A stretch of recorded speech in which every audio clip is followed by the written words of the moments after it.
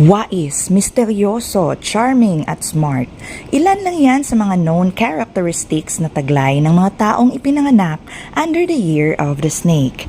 Though naging kilala at katambal na ang ahas bilang simbolo ng kataksilan, ang ahas ay isa sa pinakamaswerteng simbolo ng zodiac at ginagamit din na pampaswerte ng mga inchik, lalo na ang mga python na kilalang mahinahon, matalino, tahimik lang pero may malalim na pangunawa at pag-iisip, lalo na sa pag-solve ng mga problema. Hi guys, it's me Jan and welcome back to my YouTube channel. And for today's video, we will talk about the lucky color of the year 2025, the year of the woods. Sa taong 2025, mas aangat ang charm at natural na karisma ng mga snake, kaya aasahan na blooming ang inyong love life at magiging asset nyo rin ang inyong charm upang makaakit ng magagandang opportunities. Dahil ang year 2025 element ay wood, inaasahan na patuloy ang pag-usbong ng mga positive energies dahil kagaya ng taong 2024 na Year of the Wood Dragon, year 2025, the wood snake will still focus on growth and fresh starts. Wood snake will influence the neatness and orderliness of everyone around. Kung ikaw ay pinanganak under the year of the snake, your lucky color is red and black.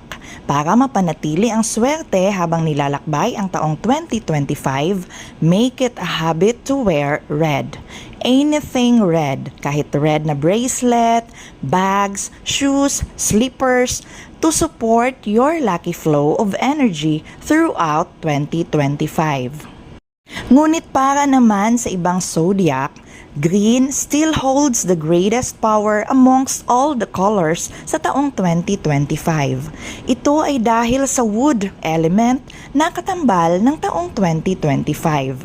The color associated with the wood element is green. Ang kulay berde ay pinaghalong yellow at blue, which all holds good energy. Yellow equals energy and glory.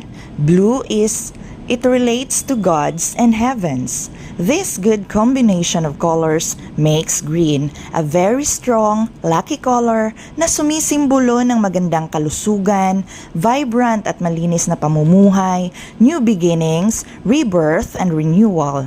Birdie din ang kulay ng swerte at kayamanan. Isa itong napaka-relaxing na color na siyang kaakibat ng Year of the Wood Snake. Therefore, the lucky color for the year 2025 will be from the shades of green. The lucky color will be based on all the elements na siyang bumubuo sa taong 2025. It is influenced by the snake's characteristic and the element for the year 2025, the wood element. Iwasan po nating malito. Iba po ang Pantone color of the year at iba din po ang lucky color of the year. Kada taon, fashion brands come up with a color to be the main statement for the year at ito ay mula sa Pantone. Peach Fuzz ang siyang Pantone color ng taong 2024.